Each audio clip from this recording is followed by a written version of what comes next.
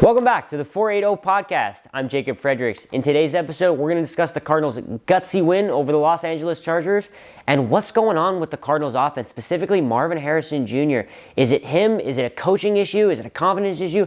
Or is it an effort issue? What is the issue with this Cardinals offense and Marvin Harrison Jr.? And we're going to look into next week's matchup against the Miami Dolphins.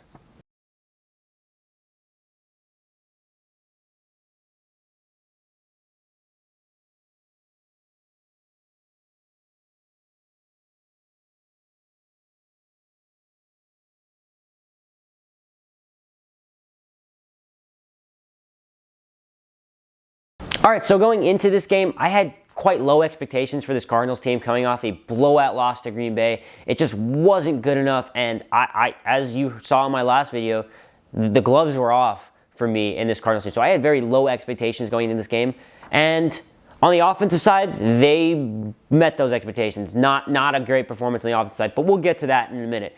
But on the defensive side, a gutsy performance from this Cardinals defense. I mean, they held this Chargers team, who is a run-first team. They love to run the ball. Jim Harbaugh, a run-first coach, whether it was at the Niners, at Michigan, or here in LA, they want to run the ball. And the Cardinals, for the most part, stopped them from running the ball. There was no huge run plays for J.K. Dobbins to run through. There wasn't any big chunk plays for this Chargers offense through the run game. It was a very gutsy performance from this Cardinals defense. Unfortunately, in that process, they lost Dennis Gardeck, who is a player that just has a motor. He didn't get to the quarterback, but he has a motor, and you love to see that from a guy like Dennis Gardeck, who helped just get in the backfield consistently. I mean, Mack Wilson was great in this game. Kaiser White was great in this game. Buda Baker was great in this game. Everyone on this Cardinals defense, you could tell they wanted to run. They wanted to get to the running backs. They did not allow the Chargers to get really past the line of scrimmage too much. And that's what you love to see from this Cardinals defense. They aren't the most talented defense, but you love to see the effort and the drive that these guys had. And I think in the secondary, a lot better from these guys. A lot better from the secondary. I think, for example, Starling Thomas, very good. He got burned on a couple plays, especially in that first half. Jalen Reagor absolutely cooked him on that route. But guess what? He made the play. He caused the fumble, and that's what you want to see from these young guys, right? You know they're going to get beat at some point. They're not going to be perfect on every play. They're not going to be able to guard all the receivers. But guess what? They have to be able to they're going to get knocked down, but they have to be able to get back up. And that's what you saw from Starling Thomas is a championship level play. Gets beat on the route, Reagor's about to score, and he's able to punch the ball out. That is an amazing play from him.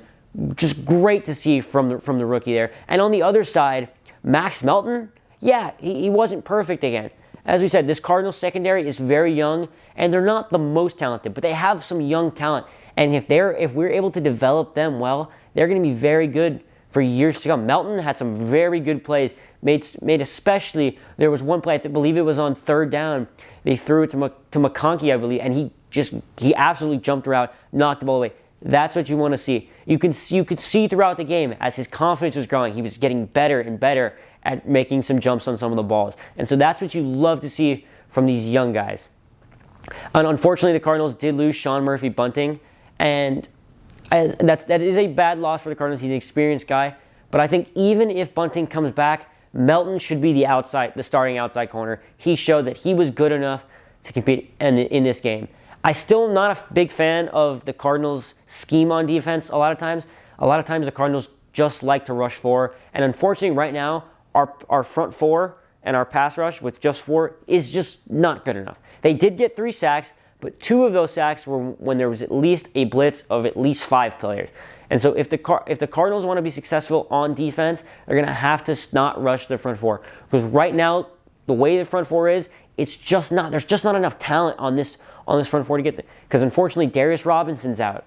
And they just need some help. So speaking of that, I'm going to beg you, Monty, please make a trade at the deadline. There are some teams that are wanting to get rid of some of these defensive ends. Such as the Raiders are looking to trade Crosby. The Browns are looking to trade Myles Garrett. Please, for the life of me, try to get them.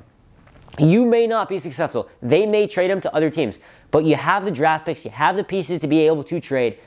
Please, I'm telling you, if you can get a guy like Myles Garrett, you can get a guy like Max Crosby, your defense is automatically 10 times better than it was, and they can really impact the team. Show that you want to win now. Now with this win against the Chargers, the Cardinals are only one game out of the NFC West, and they still haven't played the Seahawks.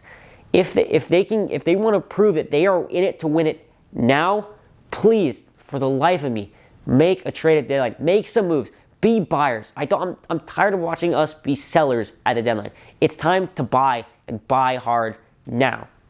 So, moving on to the offensive side of this game, it wasn't good enough. Again, from the offense, the defense bailed out. The defense gave up 0 touchdowns to the Chargers. 5 field goals. 5 field goals the defense gave up, and held them to 5 field goals. And the offense barely could score 17 points. It's not good enough. And it starts off with the top, and it starts off with offensive coordinator Drew Petzing. He should be on the hot seat right now. I think the scheme, some of the play calls, some of just the predictability of some of these plays, he's got to be on the hot seat. He's got to get this offense figured out. There is plenty of talent on this offense. Kyler Murray, James Conner, Marvin Harrison Jr., Trey McBride, Michael Wilson, even Greg Dortch, Zay Jones. There is plenty of pieces on this offense for them to be successful, and they're just not performing good enough right now. They're just not. It's just not good enough from this offense, and it starts with Petzing. And I'm going to specifically focus on Marvin Harrison Jr. for a second. Number 4 overall draft pick out of Ohio State. You know the name Marvin Harrison. His father was a Hall of Fame wide receiver. The expectations were super high for this kid, and he hasn't met those expectations yet. He really hasn't met those expectations at all. And I think it starts, again, with Drew Petzing and the offensive scheme. You have to scheme your best player open. Right now, he isn't quite getting the separation from some of these NFL corners. You have to scheme him open. And right now, the Cardinals just aren't doing that. They aren't scheming open. His route tree, since that Rams game, has been, there's a lot of comeback. It's just comeback routes.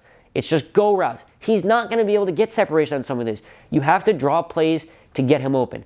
And I've spoken with someone who has season tickets to the Cardinals, been to a few Cardinals away games this year, and he says he just sees Marvin Harrison Jr. at this point almost not checked out, but you can see there's something wrong mentally during the game. He's not as locked in. He's not as energized as some other player, as you want your number 4 overall pick rookie wide receiver can be. And I think that's just a confidence issue because they're not getting him the ball enough. You have to find ways to get your best player the ball. He is by far the most talented player on this Cardinals team. You have to get him the ball. And it starts, again, with Drew Petzing. Has to draw better plays. I'm sorry. Marvin Harrison Jr. should not be just running go routes and comeback routes. Get some crossing routes in there. Get a jet sweep every once in a while. Just find ways to get the ball in this guy's hand. He is going to make it happen. He's super talented. And I don't think he's a bust yet. A lot of people are ready to call him a bust. He's not. He's not going to be a bust. It's going to take time, but it starts with the offensive coordinator. And the offensive coordinator, at this point, with the way this offense has performed all season, with the exception of the Rams game, he should be on the hot seat. And so I think that's the state of the. Now, it wasn't all bad on the offense. I think James Conner was incredible on the offense. 19 carries, 101 yards, had that big catch to help the Cardinals get into field goal range late in that game. He had that 25-yard catch, the dump off from Kyler Murray, and Conner just made it happen. So that was a very big positive from Conner. Lots of chunk runs, lots of chunk plays. That's what you want to see from your running back. But speaking of that, and speaking of the play calling, on that 3rd and 4th down, what the hell are we doing? You choose to run. You have James Conner, who's probably playing some of the best football of his career. You have Kyler Murray, who's had probably some of his best runs of his career, and he's a dual threat option. And you bring in Clayton Tune to run 2 quarterback sneaks? Are you kidding me? That is not good enough. And that's, again, why I say so that this offensive coordinator has to be on the hot seat. You run 2 quarterbacks. At that point in the game, it should be hand the ball to James Conner once, hand the ball to James Conner twice, maybe hand the ball to James Conner once and fake it to Conner and run it with Murray the second time. That cannot happen. That could have been a costly moment if it wasn't for, once again, this defense stepping up big in the red zone and deep into Cardinals territory. which is why the Cardinals were really able to get this win. Now, I was pumped when the Cardinals got this win. I am super happy that we were in 3-4. And again, we're only one game out of the NFC West. One game out. We are a couple pieces away from competing to win this division. The Cardinals can win this division this year if they just fix a few of those things. And once again, just one more comment on the offense. Kyler Murray magic once again.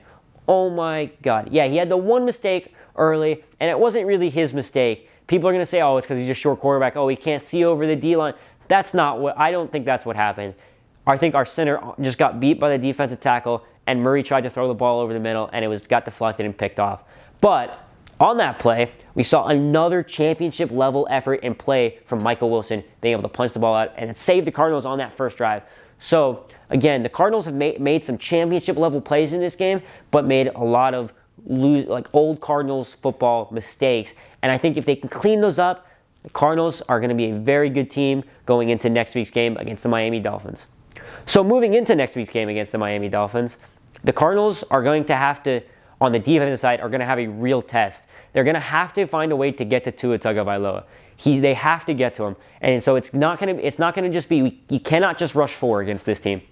Because if you give Tua time, he's going to be able to pick out Tyreek Hill, to be able to pick out Jalen Waddle, Jonnu Smith playing well, Devon Achane. The Miami Dolphins have weapons. We saw that last year. They scored 70 points in a game against a good Broncos defense. And the Cardinals are going to have to get to Tua. If they can get to Tua, he's been out for a while. You can get him flustered. It's going to be a very successful game for this team. It's going to be a very difficult game, especially for this young secondary. Because, again, if Tua has time, this young secondary is just not going to be able to keep up with Tyreek Hill and Jalen Waddle. They are too good of receivers to let your rookie corners have to take them one-on-one. So you have to be able to find ways to help them out. And I think part of that is going to be blitzing on Tua and getting them into third and longs. And on the offensive side, as I talked about, have to get Marvin Harrison Jr. to the ball more, have to scheme better plays and in moments, better situational football. I think what the Cardinals have struggled with this year is some situational football, especially on third and shorts and fourth and shorts. I think that if the Cardinals can clean that up and they can get their weapons the ball and continue to get James Conner involved and let Kyler Murray be Kyler Murray. And you heard it from Kyler in his press conference this week. He wants the ball in his hands. So let them have the ball in his hands. You can still use James Conner as much as we have, but you have to let Kyler be Kyler Murray and get him his best players open. So you have to get McBride open. You have to get Marvin Harrison Jr. open. If you can get those guys open, I think the Cardinals could pull off what could be considered an upset in Miami this week. Thanks for listening to the 480 podcast. I'm Jacob Fredericks, and I'll see you guys next time.